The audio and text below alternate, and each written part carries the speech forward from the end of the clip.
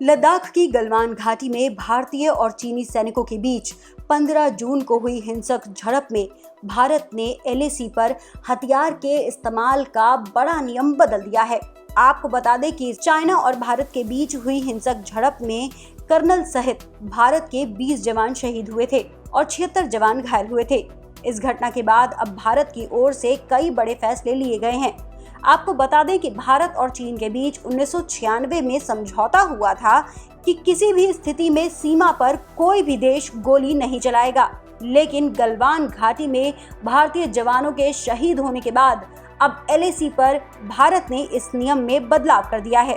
सूत्रों के अनुसार ये खबर आ रही है कि आर्मी ने कहा है कि एक्स्ट्रा ऑर्डिनरी सर्कमस्टेंसेस यानी कि असाधारण परिस्थितियों में जान बचाने के लिए भारतीय सैनिक फायर आर्म्स यानी कि हथियारों का इस्तेमाल कर सकते हैं। भारत और चीन के बीच सीमा विवाद नया नहीं है। इससे पहले भी कई बार चीन भारतीय सैनिकों के साथ हाथापाई कर चुका है, उस पर पत्थरबाजी कर चुका है। लेकिन गलवान घाटी में भारत और चीन के बीच हुई हिंसक झड़प में भारत के 20 जवान शहीद होने के बाद अब इस नियम में बदलाव किया गया है। आपको बता दें कि पिछले 45 वर्षों में सीमा पर यह हिंसा की सबसे बड़ी घटना है, जिसके बाद दोनों देशों के बीच तनाव चरम पर है। गलवान घाटी में तनाव के बाद भारत की तीनों सेनाएं भी सतर्क हो गई हैं। लद्दाख के पास लगातार थल सेना को भेजा जा रहा है।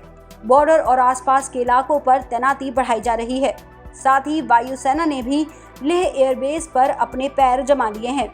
इस बीच सरकार की ओर से सेना को इमरजेंसी फंड भी दिया गया है, जिसके तहत 500 करोड़ रुपए जारी किए गए हैं।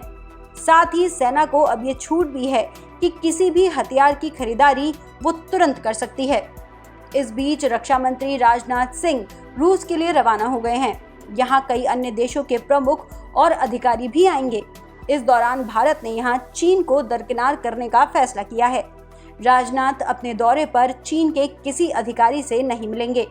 वहीं आर्थिक मोर्चे पर भी चीन को चोट देने की कोशिश है। बीएसएनएल एमटीएनएल में अब सिर्फ देसी सामान का इस्तेमाल होगा, तो वहीं रेलवे ने भी चीनी कंपनी के टेंडर वापस कर दिए हैं। इसके अलावा आम जनता भी अब चाइना के प्रोडक्ट्स का एक बार फिर से बहिष्कार करने का आह्वान कर रही है।